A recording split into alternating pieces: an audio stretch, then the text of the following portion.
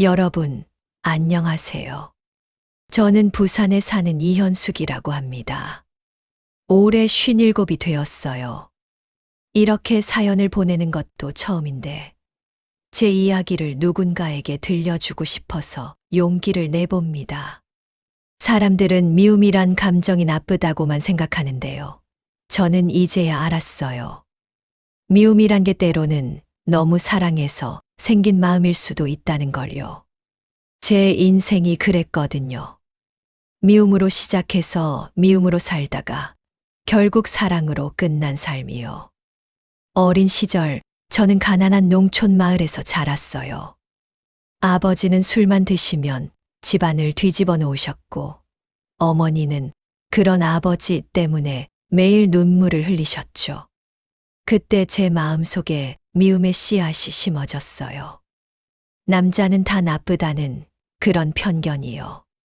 세월이 흘러 결혼을 하고 시댁에 들어가서도 그 씨앗은 계속 자라났어요. 하지만 지금 돌이켜보면 그건 미움이 아니라 상처였고 두려움이었어요. 이제 그 이야기를 들려드릴게요. 제가 자란 마을은 경북의 작은 농촌이었어요.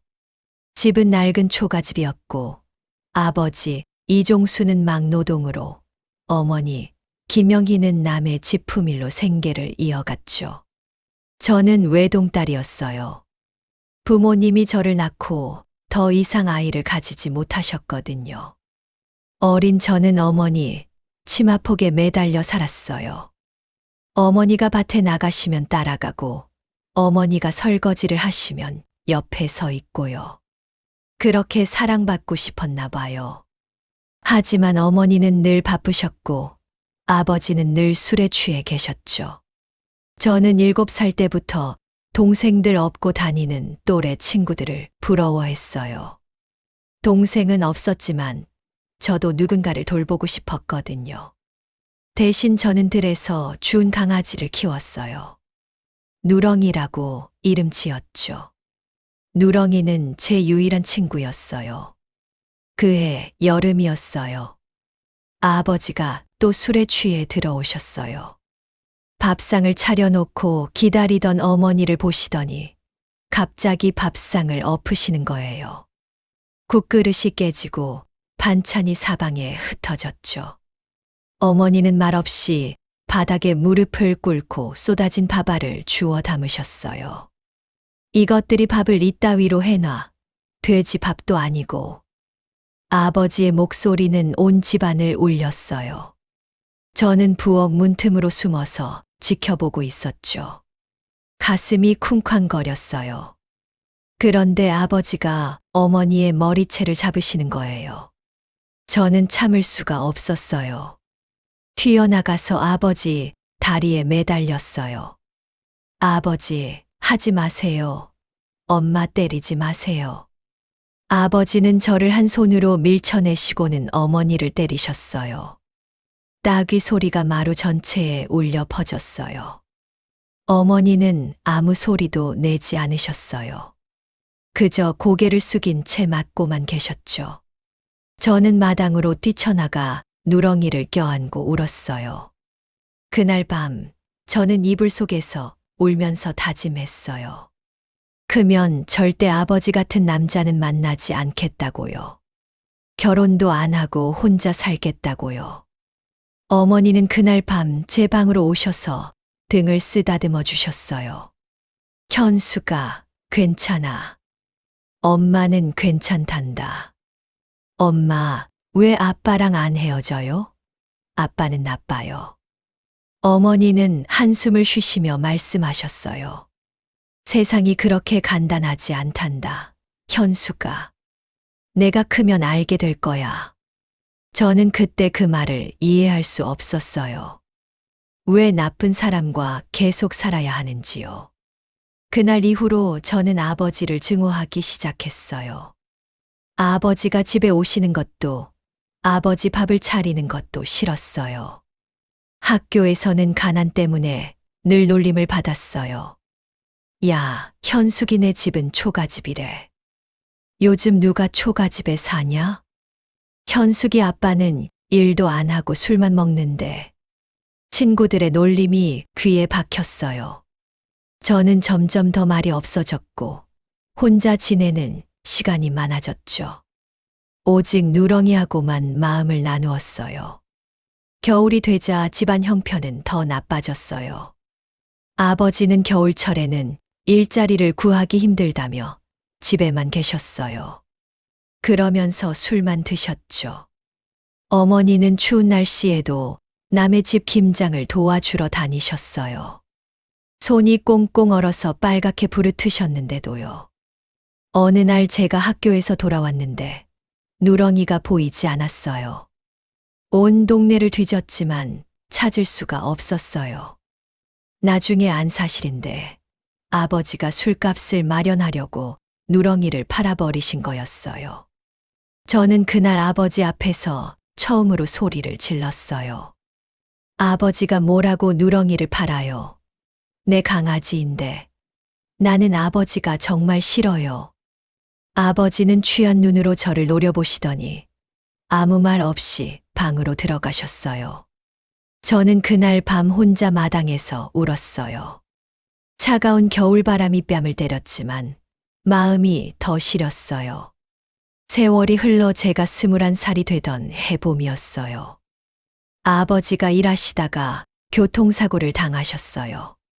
건설 현장에 자재를 나르던 트럭에 치여 그 자리에서 돌아가셨다고 했죠. 소식을 듣고 병원으로 달려갔을 때 아버지는 이미 하얀 천으로 덮여 계셨어요. 어머니는 아버지 시신 앞에서 울지 않으셨어요. 그저 멍하니 앉아 계실 뿐이었죠. 저도 울지 못했어요. 눈물이 나오지 않았거든요. 미워서요. 어머니를 평생 괴롭히고 우리를 가난 속에 가두고 그렇게 떠나신 아버지가 미워서요. 장례식장에는 사람들이 많이 왔어요. 아버지와 함께 일하던 동료들이었죠. 그들은 제게 말했어요. 현수가, 내 아버지는 좋은 사람이었어. 힘든 일이 있으면 항상 먼저 나서셨지. 술만 안 드셨으면 정말 좋은 사람이었는데. 저는 그 말을 믿을 수가 없었어요. 제가 아는 아버지는 술 취해서 어머니를 때리고 제 강아지를 팔아버린 사람이었으니까요. 어떻게 좋은 사람일 수 있죠? 장례식이 끝난 뒤에도 어머니는 말이 없으셨어요. 그저 묵묵히 바치를 하시고 저녁에는 혼자 마루에 앉아 먼 산을 바라보셨죠. 저는 어머니가 무슨 생각을 하시는지 물어보고 싶었지만 차마 용기가 나지 않았어요. 한 달쯤 지났을까요? 아버지 유품을 정리하던 중 낡은 지갑 속에서 편지 한 장을 발견했어요. 아버지 손글씨였죠. 글씨는 삐뚤삐뚤했지만 또박또박 쓰여 있었어요. 우리 딸 현숙이는 엄마 닮아 강하니까 잘 살겠지. 미안하다, 현수가. 아빠가 좋은 아버지 못 되어서. 그래도 너는 아빠 딸이니까 꼭 행복하게 살아라. 아빠는 너를 정말 사랑한다. 미안하고 고맙다. 편지를 읽는 순간 가슴이 무너지는 것 같았어요. 그제야 눈물이 쏟아졌어요. 그동안 품었던 미움이 무너지면서 그 자리에 죄책감이 들어차기 시작했죠. 아버지도 저를 사랑하셨구나. 그런데 저는 아버지를 그렇게 미워했구나. 장례식장에서 눈물 한 방울 흘리지 않았던 제 자신이 너무 미웠어요. 그날 밤 저는 어머니께 물어봤어요. 엄마, 아빠가 왜 그렇게 술을 드셨어요? 왜 엄마한테 그렇게 하셨어요? 어머니는 한참을 침묵하시다가 입을 여셨어요. 내 아버지는 원래 좋은 사람이었단다. 젊었을 때는 성실하고 착했지. 그런데 사업에 실패하고 빚을 지면서 달라지셨어. 자존심이 상하셨나 봐. 그래서 술로 마음을 달래셨던 거야. 엄마를 때린 것도 술 때문이었어. 술만 안 드시면 정말 다정하신 분이셨는데. 그래도 엄마한테 그렇게 하시면 안 되잖아요. 그래. 안 되지. 하지만 현수가 사람은 완벽하지 않단다. 누구나 약한 부분이 있고 상처가 있어. 내 아버지도 그러셨던 거야. 엄마는 그걸 이해하려고 노력했어. 저는 어머니의 말을 듣고 혼란스러웠어요. 이해한다는 게 뭘까요? 나쁜 짓을 해도 용서하라는 건가요? 저는 도저히 받아들일 수가 없었어요. 며칠 뒤 저는 어머니께 말씀드렸어요. 엄마, 저 서울 가볼래요. 여기 있으면 자꾸 슬픈 생각만 나요. 어머니는 고개를 끄덕이셨어요. 그래, 가보렴. 젊을 때 세상 구경도 하고. 엄마는 괜찮으니까 걱정하지 마라.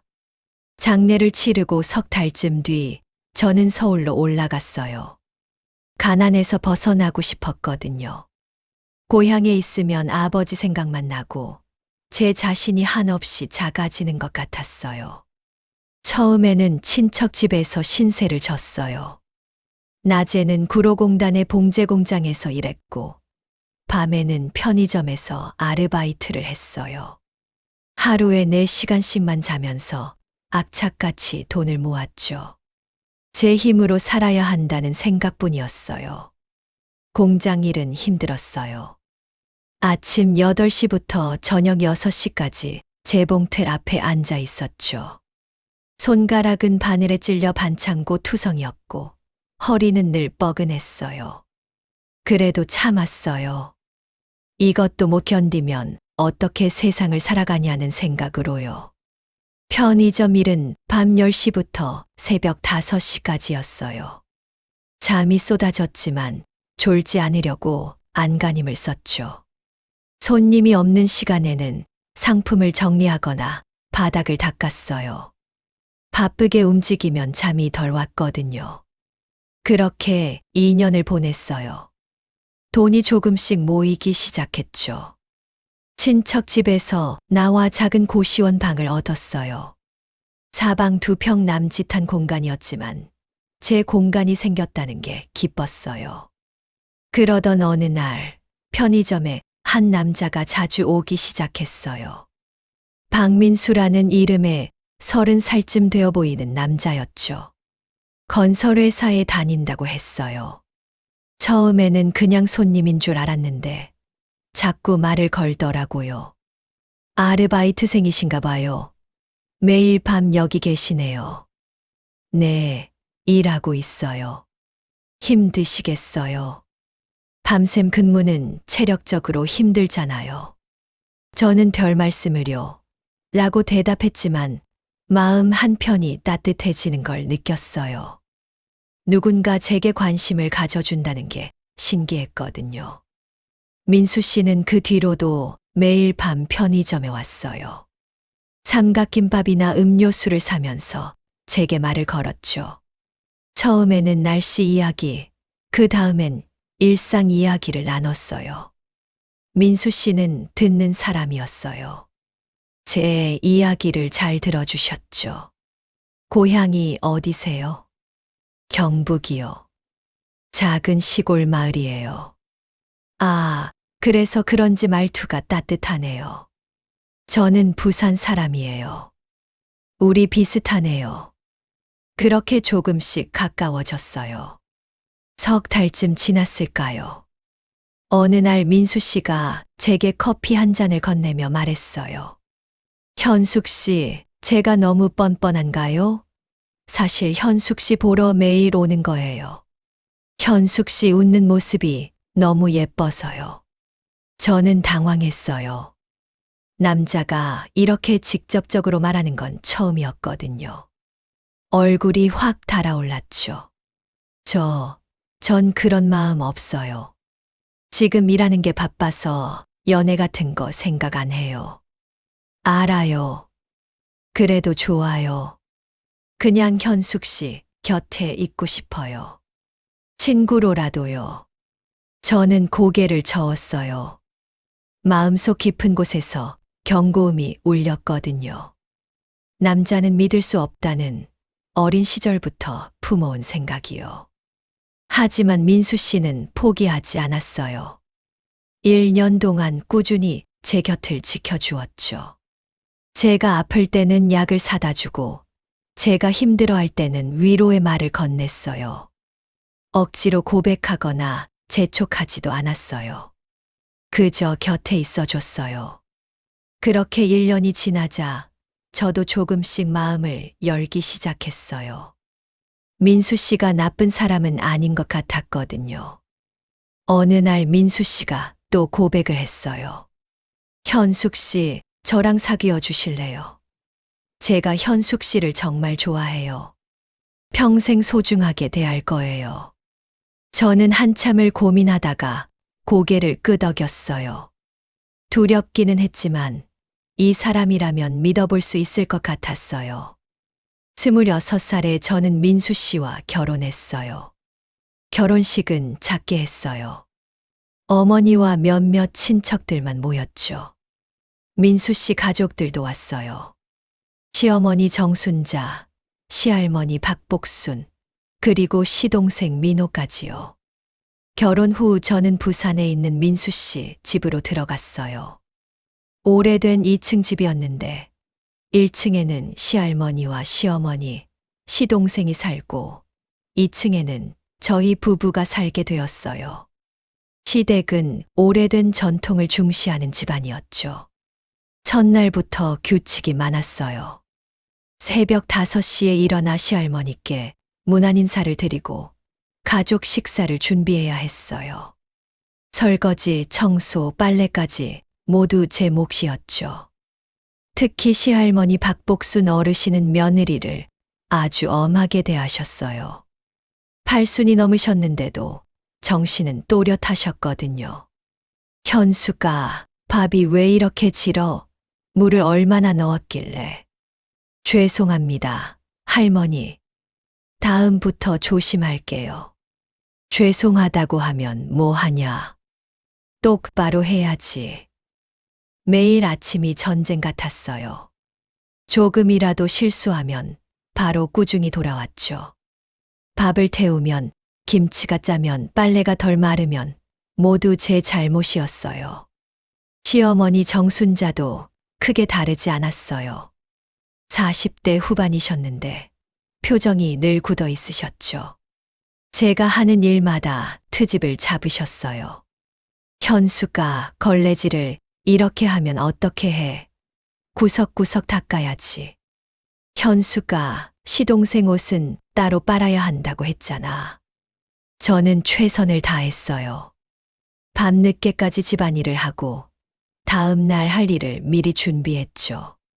그래도 부족하다는 소리만 들었어요. 민수 씨에게 하소연하면 민수 씨는 이렇게 말할 뿐이었어요. 여보, 조금만 참아. 어머니도 시집살이 힘들게 하셨으니까 그러는 거야.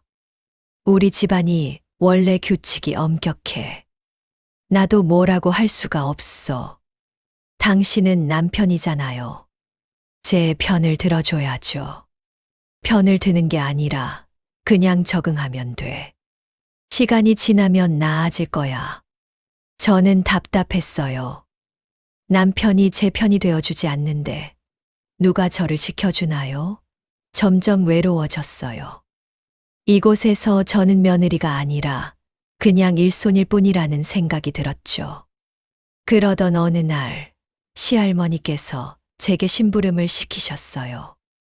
현수가 시장에 가서 고등어 2마리 사오너라. 신선한 걸로. 네, 할머니. 저는 서둘러 시장에 갔어요. 고등어를 고르는데 시간이 좀 걸렸죠. 신선한 걸 고르려고 여러 가게를 돌아봤거든요. 1시간쯤 지나서 집에 돌아왔는데 시할머니께서 화를 내셨어요. 왜 이렇게 늦었어? 시장 다녀오는데 1시간이나 걸려? 죄송해요, 할머니. 신선한 걸 고르느라. 변명하지 마. 며느리가 게으르면 집안이 망한다는 거 모르냐? 저는 고개를 숙였어요. 할 말이 없었거든요. 방으로 올라가 혼자 울었어요. 이게 제가 꿈꾸던 결혼 생활인가요? 사랑하는 사람과 행복하게 사는 게 결혼 아닌가요? 저는 그때부터 다시 미움이 싹 트는 걸 느꼈어요. 어린 시절에 품었던 그 미움이요. 세상에는 결국 미움밖에 없다는 생각이 들었죠. 매일 밤 혼자 눈물을 흘리면서도 아무에게도 말할 수 없었어요. 한 번은 고향에 계신 어머니께 전화를 드렸어요. 엄마, 저 너무 힘들어요. 시댁에서 하루하루가 지옥 같아요. 어머니는 한숨을 쉬시며 말씀하셨어요. 현수가, 엄마도 그랬단다. 시집살이가 원래 그래. 참고 견뎌야 해. 그러다 보면 나아질 거야. 엄마는 평생 참기만 하셨잖아요. 저는 그렇게 살고 싶지 않아요. 그래. 엄마는 그렇게 살았지. 하지만 현수가, 넌 달라. 넌 강한 아이니까. 잘 헤쳐나갈 수 있을 거야. 전화를 끊고 나서 더 외로웠어요. 아무도 저를 이해해 주지 않는 것 같았어요. 그렇게 1년이 지났어요. 시집살이는 나아지지 않았고 저는 점점 지쳐갔어요. 그해 여름이었어요. 시할머니께서 마당에서 봉선화를 가꾸고 계셨죠. 붉은 봉선화, 분홍 봉선화, 하얀 봉선화가 마당 한쪽에 가득 피어 있었어요. 아침 일찍 물을 주시고 정성스럽게 돌보시는 모습을 자주 봤죠. 어느 날 제가 마루를 쓸고 있는데 시할머니가 저를 부르셨어요. 현수가, 이리 와봐라. 무슨 꾸중을 들으려나 싶어 조심스럽게 다가갔어요. 그런데 시할머니께서 봉선화 한 송이를 꺾어 제 손에 쥐어주시는 거예요. 붉은 봉선화였어요. 이 꽃이 뭔지 아냐? 봉선화요, 할머니. 그래, 봉선화다. 이 꽃은 말이야, 미움을 씻는 꽃이란다. 저는 고개를 갸웃했어요. 미움을 씻는 꽃이라니 무슨 뜻일까요? 시할머니께서 계속 말씀하셨어요. 옛날 사람들은 봉선화로 손톱을 물들였지. 피는 게 고와도 물들이긴 아프단다.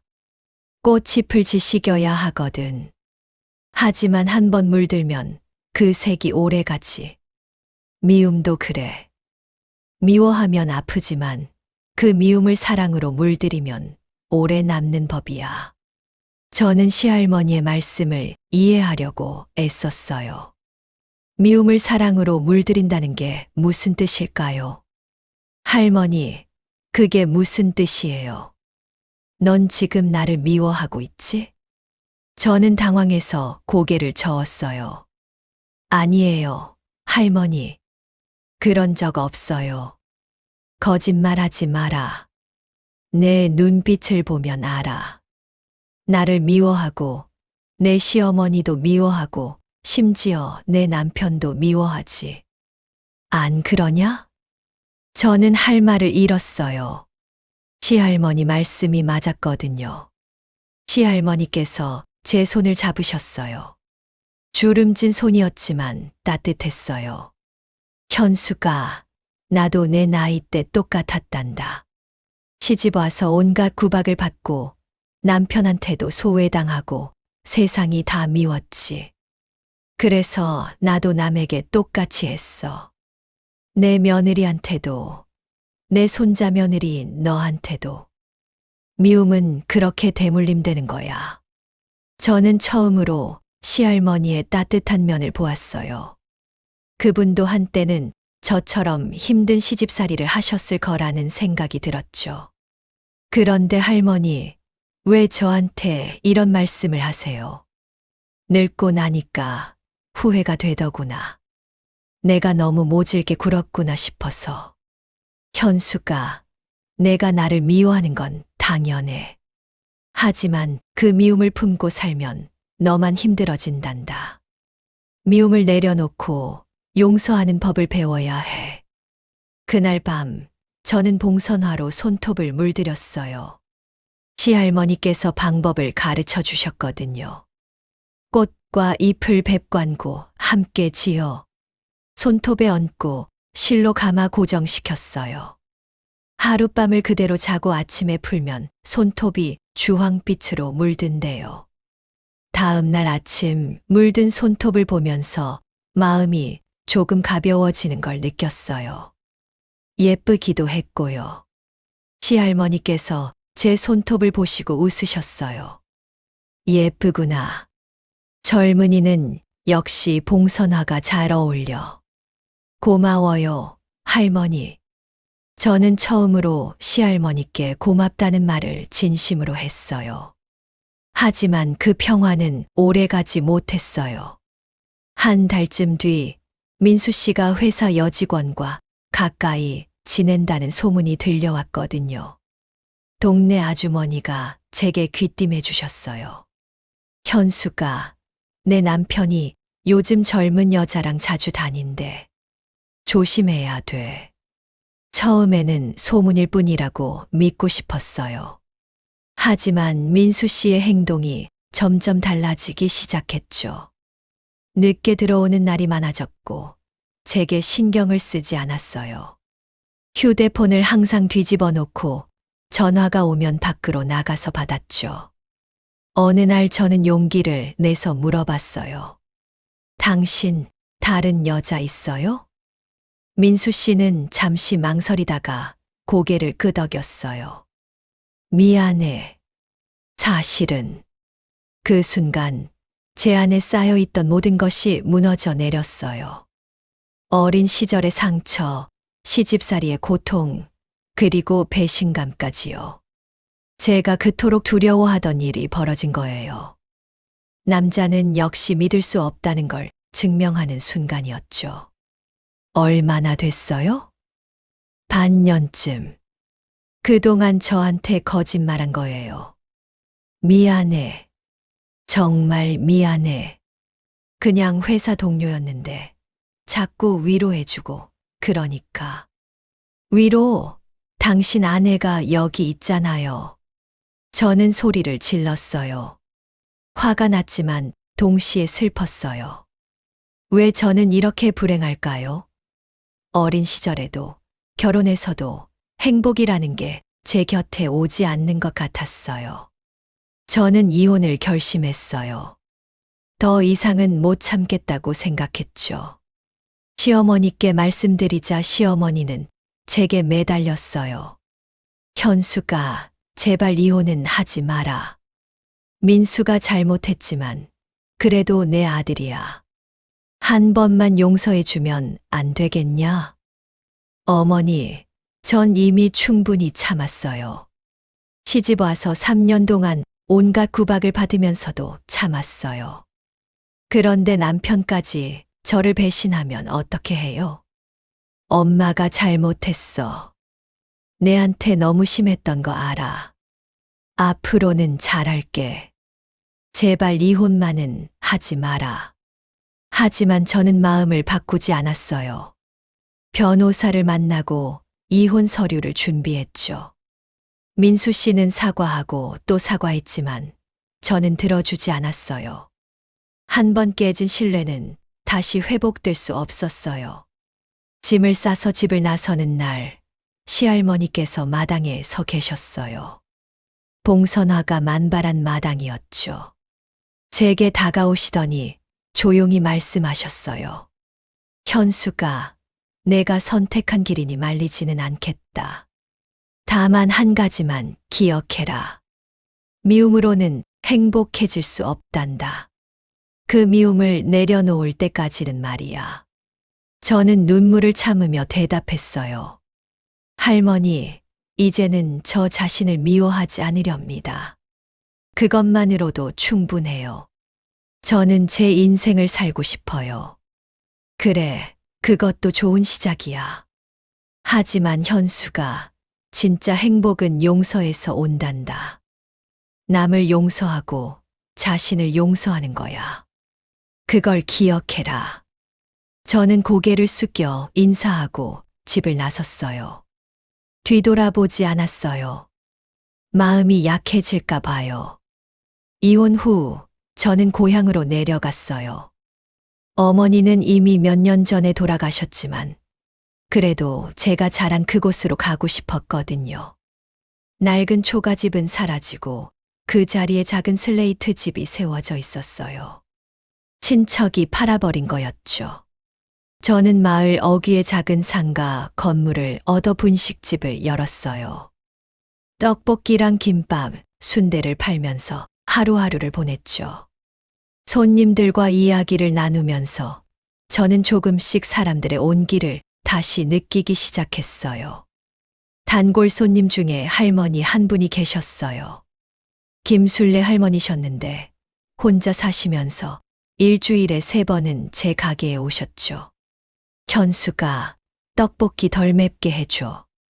요즘 속이 안 좋아서. 네, 할머니. 이따 김밥도 싸드릴게요. 고맙다, 얘야. 넌 참 착하구나. 그런 소소한 대화들이 제 마음을 위로해 주었어요. 모두가 각자의 아픔을 안고 살아가고 있더라고요. 할머니는 남편과 일찍 사별하셨고, 자식들은 도시로 나가 연락도 잘 안 한대요. 그걸 보면서 제 상처만 특별한 게 아니라는 걸 깨달았어요. 어머니, 제사날이 되어 성묘를 갔어요. 산소는 마을 뒤 야산에 있었죠. 아버지와 나란히 묻혀 계셨어요. 산소 앞에 봉선화를 꽂으면서 눈물이 흐르더라고요. 엄마, 이제야 알았어요. 사랑도 미움도 다 같은 뿌리에서 자란다는 걸요. 엄마가 아빠를 미워하면서도 끝까지 곁을 지킨 이유를 이제야 조금 이해할 것 같아요. 바람이 불어와 봉선화 꽃이 피 흩날렸어요. 엄마가 대답하시는 것 같았어요. 아빠, 미안해요. 제가 너무 미워했어요. 아빠도 힘드셨을 거예요. 이제야 이해해요. 돌아오는 길에 마을 어귀 꽃집에 들렀어요. 봉선화 씨앗을 샀죠. 집 앞마당에 심었어요. 그 씨앗이 싹을 틀고 자라고 꽃을 피우는 걸 보면서 저도 조금씩 변해갔어요. 첫 해에는 꽃이 몇 송이 피지 않았어요. 하지만 계속 물을 주고 정성을 들이니까 이듬해에는 마당 가득 봉선화가 피어났어요. 붉은색, 분홍색, 하얀색 봉선화들이 여름 햇살 아래 흔들렸죠. 손님들이 꽃을 보고 물어봤어요. 현숙 씨, 봉선화 진짜 예쁘네요. 손톱 물들이면 되죠? 네, 그럼요. 가져가세요. 마음껏이요. 저는 손님들에게 봉선화를 나눠주었어요. 특히 젊은 여자분들이 좋아하셨죠. 봉선화로 손톱을 물들이는 법도 가르쳐 드렸어요. 그러면서 제 이야기도 조금씩 들려주었죠. 저도 한때는 미움으로 가득 찼었어요. 하지만 이제는 그 미움을 내려놓으려고 해요. 봉선화처럼요. 지식이면 아프지만 물들이면 예쁘잖아요. 그렇게 3년이 흘렀어요. 마음의 상처가 조금씩 아물어갔어요. 여전히 외로울 때도 있었지만 혼자서도 행복할 수 있다는 걸 배웠어요. 그렇게 3년이 흘렀어요. 어느 가을날 분식집 문이 열리고 낯익은 분이 들어오셨어요. 시어머니 정순자였어요. 많이 야위셨더라고요. 머리도 백발이 많이 섞여 계셨죠. 저는 어색하게 웃으며 자리를 권했어요. 어머니, 어떻게 오셨어요? 현수가, 너 보러 왔어. 시어머니는 아무 말 없이 앉으시더니 한참을 저를 바라보셨어요. 눈가가 붉어져 있었죠. 어머니, 뭐 드릴까요? 아무거나. 내가 만든 거면 다 좋아. 저는 김밥과 떡볶이를 준비했어요. 시어머니는 한참을 침묵하시다가 입을 여셨어요. 현수가 미안하다. 그때 너한테 너무 못했어. 사실 민수가 잘못한 걸 알면서도 내 아들이니까 감싸려고만 했지. 어머니로서 할 도리를 못했어. 저는 그동안 품었던 감정이 복잡하게 올라오는 걸 느꼈어요. 하지만 이상하게도 미움은 없었어요. 그저 안쓰러움만 남았죠. 어머니, 이제 다 지난 일이에요. 아니야. 지난 일이 아니야. 내가 얼마나 힘들었을지 이제야 알겠어. 사실은 말이야. 시어머니는 눈물을 닦으시며 계속 말씀하셨어요. 어머니가 돌아가셨어. 석 달 전에. 돌아가시기 전에 너 이야기를 많이 하셨어. 현숙이한테 미안하다고, 너무 모질게 대했다고. 그래서 나더러 꼭 너한테 이걸 전해주래. 시어머니는 품에서 무언가를 꺼내셨어요. 봉선화 씨앗 한 봉지였어요. 그리고 편지 한 장이요. 이게 뭐예요? 어머니가 직접 모은 씨앗이야. 그리고 편지도 쓰셨어. 읽어봐. 저는 떨리는 손으로 편지를 펼쳤어요. 시할머니 필체였죠. 현수가 할머니란다. 내가 이 편지를 읽을 때쯤이면 나는 이미 세상을 떠났겠구나. 미안하다, 현수가. 내가 너한테 너무 못했지. 옛날 관습에 얽매여서 너를 괴롭혔어. 하지만 알아다오. 너는 정말 좋은 며느리였어. 내가 봉선화를 사랑했던 건 그 꽃이 용서를 가르쳐 주기 때문이야. 지식이면 아프지만 그래야 예쁜 색이 나오잖니. 인생도 그렇단다. 아픈 시간을 겪어야 진짜 아름다움을 알게 돼. 현수가 행복해라. 그게 할머니가 바라는 전부란다. 편지를 읽으면서 눈물이 멈추지 않았어요. 시할머니는 제게 마지막으로 용서를 가르쳐 주신 거였어요. 어머니, 고마워요. 이렇게 와주셔서. 아니야, 내가 고마워야지. 현수가 사실은 민수가 이혼하고 나서 많이 후회했어. 지금도 너를 그리워해. 내가 중간에서 뭐라고 말하고 싶지는 않지만 저는 고개를 저었어요. 어머니, 전 다시 돌아갈 생각 없어요. 하지만 어머니를 미워하지는 않아요. 이제는 용서했어요. 시어머니는 제 손을 꼭 잡으셨어요. 고마워, 현수가. 정말 고마워. 내가 행복하게 사는 모습을 보니 마음이 놓인다. 가끔 이렇게 찾아와도 될까? 그럼요, 어머니. 언제든지 오세요. 그날 오후 시어머니와 저는 오랜 시간 이야기를 나누었어요. 과거의 아픔도 서로에 대한 오해도 풀어냈죠. 그리고 깨달았어요. 시어머니도 저처럼 상처받은 사람이었다는 걸요. 시집살이로, 남편의 무관심으로, 세상의 편견으로요. 헤어질 때 시어머니가 마지막으로 말씀하셨어요. 현수가 고마워. 용서해줘서. 내가 정말 행복했으면 좋겠어. 저도 대답했어요. 어머니도 건강하세요. 다음에 또 오세요. 제가 맛있는 거 많이 해드릴게요.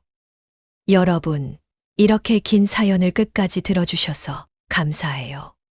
제 이야기를 정리하다 보니 제 인생이 참 파란만장했다는 생각이 드네요.